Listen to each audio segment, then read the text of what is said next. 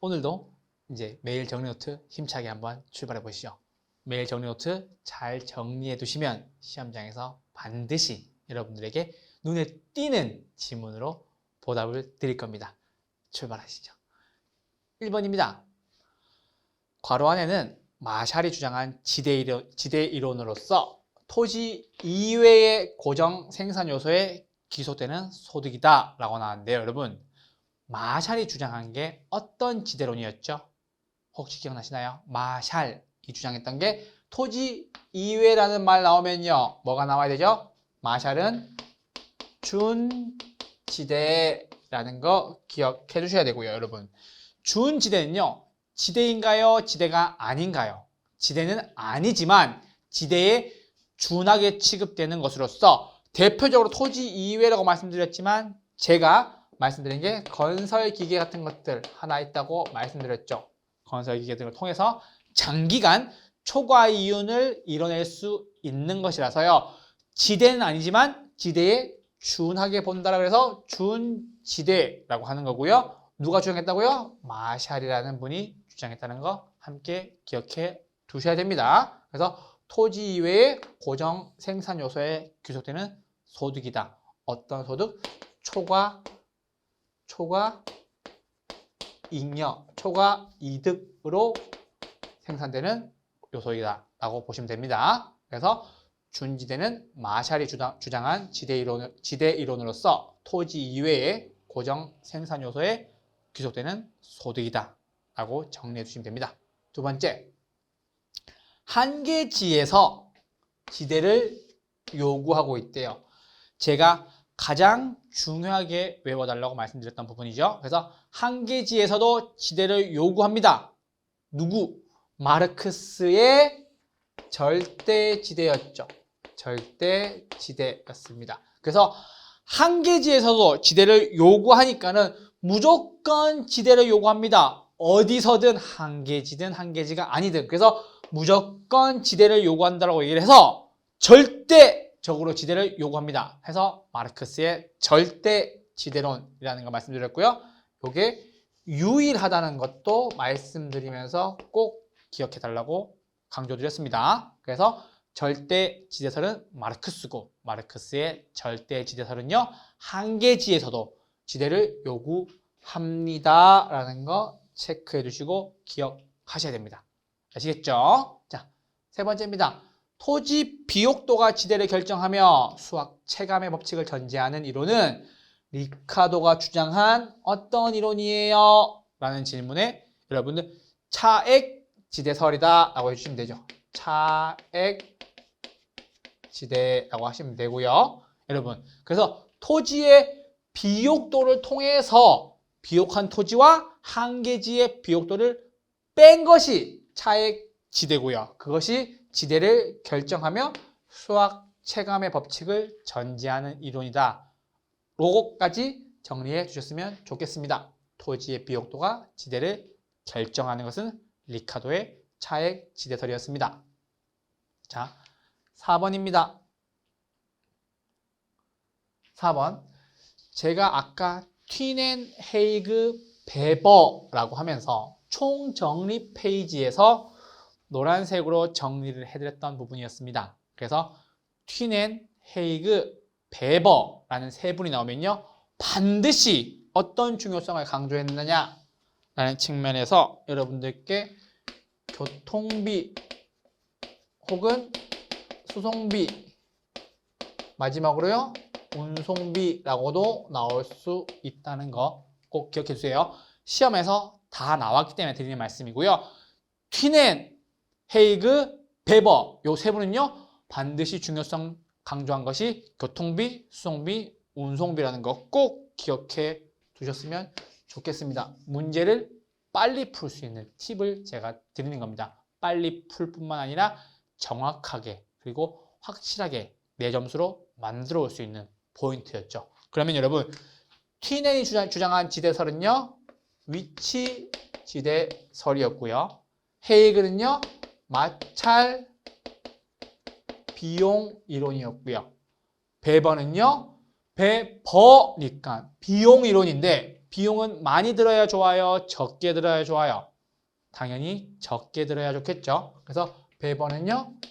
최소 비용이라는 것까지 함께 정리해 주셨으면 좋겠습니다.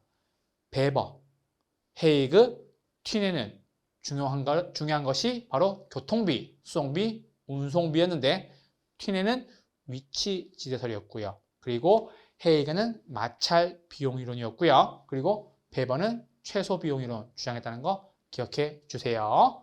5번입니다. 동심원 이론에 따르면 고용 기회가 많은 도심과 접근성이 양호한 지역에 입지하는 경향이 있다라고 하는데요.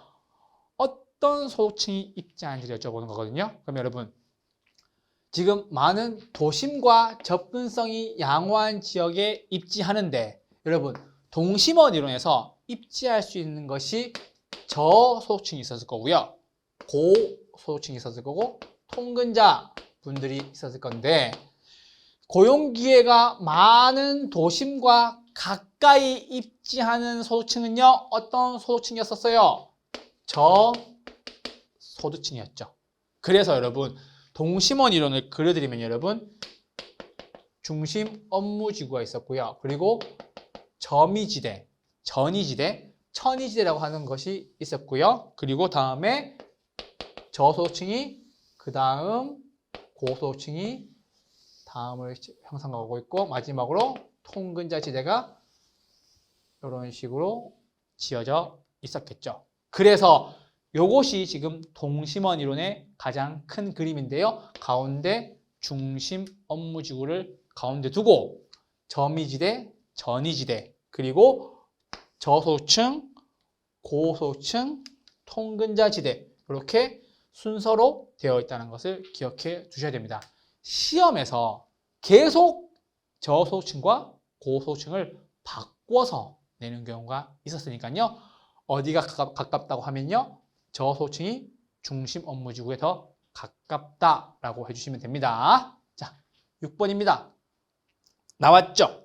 중심 업무지구, 점이지대, 저소득층 주거지대, 고소득층 주거지대, 통근자 지대 순으로 도시구조를 형성하는 이론은 버제스의 어떤 이론이에요, 여러분? 버제스의 동심원 이론이다 라고 정리해 주시면 됩니다. 이 표 하나로 여러분 굉장히 많은 문제들이 풀릴 수가 있어요. 그래서 이론적인 측면도 그렇고 어떻게 형태로 지금 구성되어 있는가 도시 공간 구조가까지 정리할 수가 있으니까요. 반드시 5번과 6번 정리하시면서 이 그림 역시 머릿속에 하나 넣어놔 주세요. 자, 7번입니다. 주요 교통망을 따라서 도시의 성장과 분화가 이루어지며 교통축을 따라서 고소득층이 입지하는 경향을 보이는 것은요. 호이트의 어떤 이론이다. 호이트라고 말씀드렸죠. 제가 계속. 그래서 호이트의 어떤 이론이요? 선, 형, 이론이고요. 여러분, 교통망을 따라서 누가 들어오는 거죠? 고소득층이 입지하죠.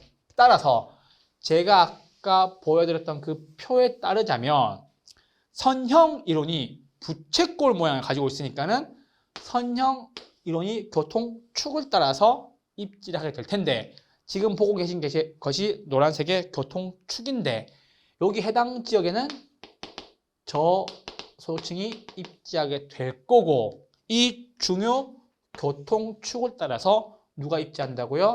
고소득층이 입지하게 될 거라는 거죠. 그래서 고소득층과 저소득층이 반대편에서 존재하고 주요한 교통축을 따라서 가장 중요한 곳에 고소득층이 입지하게 된다는 것도 같이 기억해 주시면 됩니다. 그래서 주요 교통망을 따라서 도시의 성장과 분화가 이루어지며 교통축을 따라 고소득층이 입지하는 경향을 보이는 것이 호이트의 선형 이론이었습니다. 자, 8번입니다.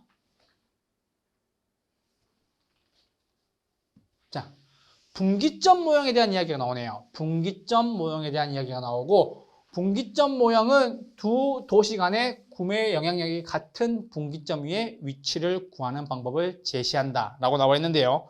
여러분 분기점 모형을 주장한 학자의 이름을 써라 라는 건데요. 누구의 분기점 모형이었죠? 바로 컨버스의 분기점 모형 이론이었죠. 분기점 모형은요, 여러분, 제가 공식 하나만 꼭 기억해 달라고 말씀드리면서 넘어갔던 부분이 기억나요? 그래서 분기점 모형 공식은요, 1 플러스 루트 B 상권분의 A 상권분의 총 거리였던 거 기억해 주시고요. 계산 문제는 여러분들과 함께 또 천천히 풀어갈 부분이 있으니까요. 계산 문제 너무 부담 가지지 마시고 요 공식 하나 정도 눈에 익었다, 봐뒀다 정도로만 기억하시면 되고요. 분기점 모형을 주장한 학자의 이름은요. 바로 컨버스의 분기점 모형이었다라는 것만 기억해 주시면 될 것 같습니다. 자, 9번입니다. 토지의 생산성과 무관하게 토지가 개인에 의해 배타적으로 소유되는 것은 마르크스의 어떤 지대설을 이야기하고 있는 겁니까? 마르크스의 절대 지대설. 요거 앞에서도 문제가 나왔었는데 기억나시나요? 그래서 절대 지대설 이야기를 하면서 한계지에서 뭐가 있다고요? 한계지에서도 지대가 있다라는 거 말씀드렸고, 지대가 절대적으로 존재하는 것이다. 그래서 절대 지대설이고요. 토지가 개인에 의해서 배타적 소유 혹은 독점적 소유라는 걸로 기억해 두셨으면 좋겠습니다. 마르크스의 절대 지대설은요, 굉장히 중요한 내용이기 때문에 반드시 양면으로 다 기억해 두셔야 됩니다. 배타적 소유, 독점적 소유도 마르크스의 절대 지대설이고요. 한계지에서 지대가 발생한다는 것도 마르크스의 절대 지대설이라는 거 꼭 좀 기억해 주세요. 자, 마지막입니다. 동심원 이론에 따르면 고급 주택지대는 점유지대보다 도심으로부터 멀리 위치할까요? 가까이에 위치할까요? 제가 아까 여기 그림 그려드렸던 거 기억나실지 모르겠지만 동심원 이론에 대한 순서는요, 여러분, 중심 업무지구, 그리고 점유지대, 저소득층, 고소득층, 통근자 지대 순으로서 존재했었습니다.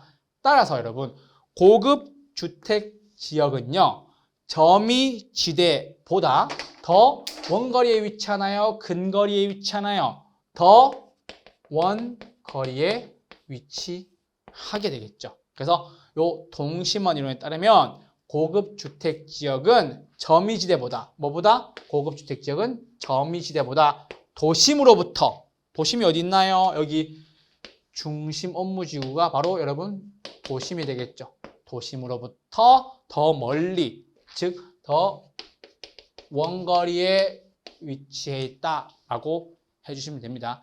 시험 문제에서 자꾸 요 5개를 가지고 근거리에 위치하는지 원거리에 위치하는지 물어보는 경향이 있으므로 여러분들이 혼란스럽지 않으려면 잘 정리해 두셔야 됩니다.